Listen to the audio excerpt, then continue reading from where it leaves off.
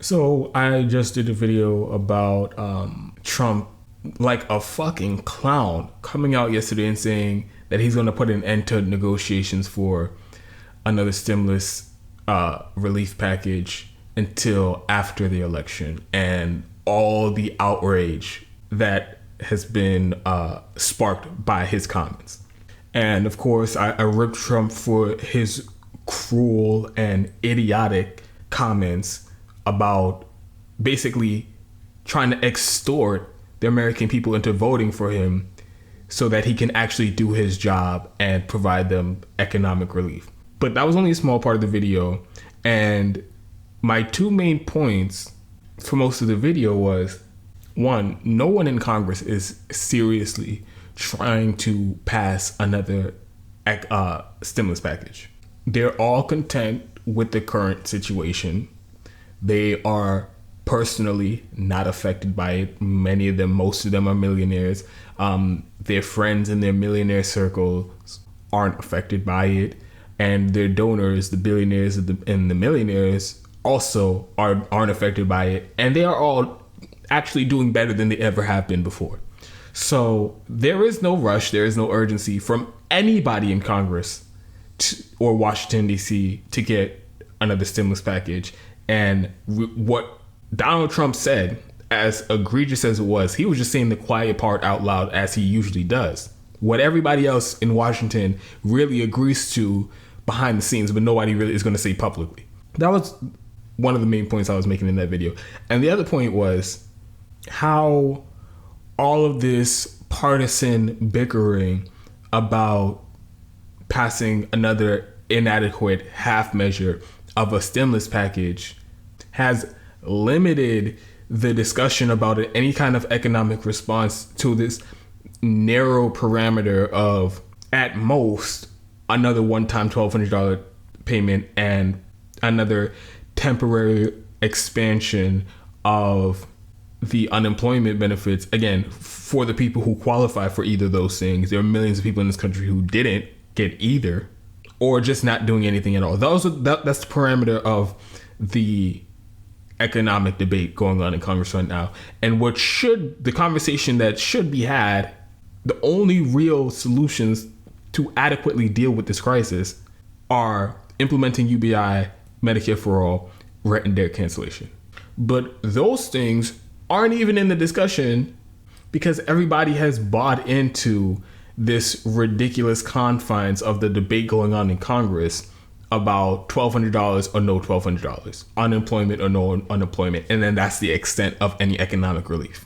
So a couple of days ago, I came across this video from Rising on the Hill, and Krystal and Sagaar were having a conversation about how the left the elected progressives have been absent from any sort of negotiations, economic negotiations, and how they aren't even fighting to get the policies that they claim to believe in included into any economic relief bill. So I have the clip. It's about a minute long. They made some really good points, so I want to break it down. But first, like I've been talking about on the show before, I need the help from the audience to make this show sustainable. So if you can, subscribe to my Patreon account, or you can make a one-time donation to the PayPal link. All of that's in the About page on my YouTube channel. But also, I'm trying something new. And for the people who want a product in return for supporting the show, I'm doing partnerships with companies that I trust, that I would personally use, and I think would be useful to the audience. So one of those programs is Mask Up, or one of those companies is Mask Up. They provide the reusable cloth masks that everybody has to wear when they go indoors. The masks cost $17. They come in a bunch of different designs, and I get 20% off of your entire purchase. Well, I get a 20% commission from your entire purchase. So if you're looking for a way to support the show, but you didn't really just want to give money to me on Patreon or PayPal, this way you could get a product, something that you need, something that you're going to use. And as a side benefit, I get 20% of whatever money you spend there. So the link to that is also in the About page of the YouTube channel. So it would mean a lot if you guys can support the show in any of those ways. So now I'm going to show you guys the clip of Krystal and Sagaar, and when we come back, I'll break it down and give my own thoughts on this. Sagaar, it has been remarkable to me how little Democrats have said, how little they've outlined their priorities. And look, I get the political posture is basically like the Republicans are in disarray and they're a mess, let them fight it out. But there's real stakes here. Like, people actually need your help. Yeah. Put down some red lines and force Republicans to meet them, because they need to do something to keep the economy from collapsing, and they need to give corporations their liability shield. So you have some leverage that you have not had in a long time, and yet I hear nothing. They have no organization whatsoever. I mean, the Progressive Caucus is irrelevant in this entire discussion, and that actually bears some scrutiny. How did this happen? You have this movement which claims to be ascendant, it claims to speak for the Democratic base, just got clobbered in the Democratic primary, trying to find its footing. So what is the natural opportunity to exert whatever power they supposedly have during, the worst economic crisis since the Great Depression, with all of these pre-baked programs that they have long claimed to have majoritarian support? Okay, so where is it? Why aren't you pushing for it? Why aren't you doing anything about it? The Jayapal thing was pathetic when she was like, things are so bad right now. We don't have any red lines because we just want to get something done. It's like, what? What are you talking about? So what are you going to extract in exchange to make that happen for them? And that's the piece, is if you don't have any priorities, look, an ideology always wins over nothing. Correct. Always, right? And that's basically what we have. And especially, as you point out, like, the group that is supposed to be most forceful here and most organized and have a vision, the group that it makes all the sense in the world would actually know how to handle this crisis and have a clear picture of what people need and be fighting for that, are irrelevant and absent and unwilling to push their own party. And that's so much, too, of what the problem is in this town, is when it comes to criticizing your own team and your own party. Look, they'll go after the Republicans all day long. I will, too. Fine. But you have to be willing to criticize your own leadership and put them in an uncomfortable spot if you actually want to get something. So the first point that Sagaar makes was actually what really made me want to talk about this clip, because that's a conversation that hasn't really been had anywhere since the end of the Democratic primary. You have Bernie, his supporters in politics, these so-called radical revolutionaries who plan on taking on the establishment and proposing an entirely new way, a new approach to economic policies in this country that benefit the working class. And they're hell-bent on implementing these policies, Medicare for all, etc. If achieving those policies were their top priority, their main goal above everything else, then you don't stop fighting for them just because Bernie lost the primary. Those policies should still be your top priority, your main goal, your end goal. And all losing the primary election should have done was just make you recalibrate and come up with a new strategy to implement those very same policies. That should have been the only change we saw from Justice Democrats and all these other elected progressives like AOC, Ilhan Omar, Rashida Tlaib, whatever. They should have just adopted a new strategy to get those policies. And the strategy that I've been pushing for, direct action and a public pressure campaign to bully and force politicians into to passing those policies. That should have been the next step. And they were given a gift, because it wasn't even like they had to take that position after they just lost the primary, and now they have to try to make the case that even though they lost even though they lost in the primary, the American people still need those policies ASAP. Because it wasn't like some regular post-primary situation. We were in the middle of a calamity, a pandemic and an economic crisis that we have never seen before in our lifetime. A crisis that the policies that they claim to prioritize, that they claim to want above everything else, was tailor-made to address. The economic agenda of the actual left in this country was and still is the only logical solution to these problems. But instead of swinging for the fences and raising hell and having a knockdown, drag-out fight with anybody in Congress or in Washington who was opposed to those policies, they all rolled over and immediately started pushing incrementalism. Oh, everybody got to vote for Joe Biden because, I mean, he's shitty, but he's not as bad as Trump. We got to go ahead with the CARES Act, even though it's a giant corporate scam. But, you know, there's a little bit of crumbs. There's some cheese in the trap for you. So, we had to vote for it. But other than some performative tweets and writing useless amendments that they know will never get included in any bill, they could have actually organized and tried to get those policies. They could have organized direct actions and protests and worker strikes. I mean, again, these are some of the most popular politicians in the country, and especially among the working class. They had the leverage to shut shit down to get their way. They didn't do that. They didn't go balls to the wall and take on the Democratic and Republican establishment that were opposing UBI and Medicare for All and rent and debt cancellation. They didn't do that. They all held their head down and went along with it. And like I said, pushing incrementalism and telling us, oh, this is the only way.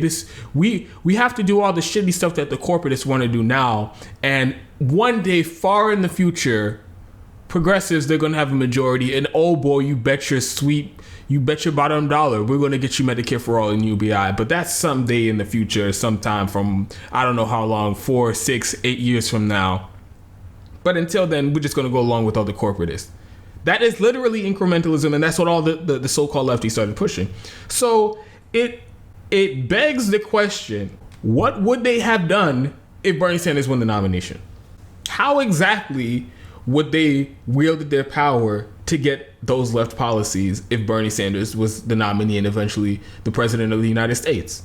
Because the way I see it, they pay lip service to those policies that they claim to support this whole time.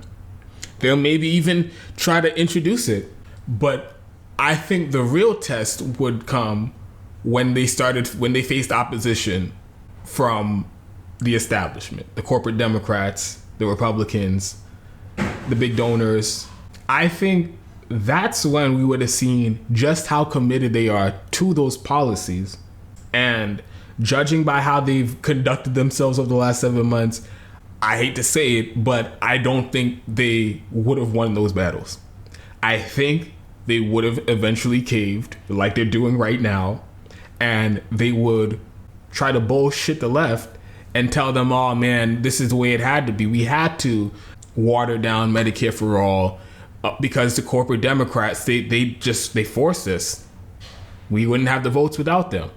So to me, it's clear that the hope and faith that the left placed in these politicians was misplaced, because they constitutionally do not have the backbone and the fortitude and the courage to actually do what it takes to get those policies. They might tweet about it. Like I said, they might write some useless amendments that contain those policies that they know are dead on arrival, but they won't actually lift a finger and make the establishment uncomfortable and have a knockdown, drag-out fight for those policies that they claim are the most important thing, that they claim is their top priority. And that makes me believe that Medicare for All, UBI, all these other left policies, they're not actually the top priority of Bernie Sanders and Ilhan Omar, AOC, Rashid Tlaib, and Pramila Jayapal, whatever. So that begs the question, if the policy goals aren't their top priority, if that's not what their end goal is, then what is it? To me, the way I view it, after seeing all I've seen over the last couple months and years, even though they may want those policies or they may think those policies are a good idea, they will not do what it takes to make it happen because it's not a priority for them. Their top priority is maintaining power for themselves, climbing through the ranks of Congress and the Democratic Party, gaining chairman positions in leadership, staying in the good graces of people like Nancy Pelosi and Chuck Schumer, the establishment of the Democratic Party. That is their top priority. which is why they act the way they act, which is why they behave the way they do, which is why they put up absolutely no fight to get the policies that they want, because those other things are their priority above the policy. And they can rationalize it however they want. They could spin it as, oh no, we just want all those things. We want to be in the good graces of Nancy Pelosi and Chuck Schumer. We want to rise through the ranks of the Democratic Party and get leadership positions and get chairman positions so that we can get those policies. And again, it sounds like the same old kind of incrementalism that the Democratic Party and Democratic politicians have been pushing on us for my entire lifetime. Oh, we just need a little bit more power and then we'll do the things that you want. But it never actually happens. And I don't see the Justice Democrats, I don't see Bernie Sanders as any better in that respect. I don't think that after compromising themselves, their movement, as many times and is in many different ways as they have and will continue to do throughout their career, I don't think when they finally get to that position, they'll actually do anything to get those policies. By the time they get to that position, by the time they're the chairman of whatever committee, the Ways and Means Committee, by the time one of them's Speaker of the House, they would have sold out so bad already that they would be indistinguishable from Nancy Pelosi or any other corporate Democrat. So, main takeaway, all the politicians in Washington, D.C. right now, they're in it for themselves.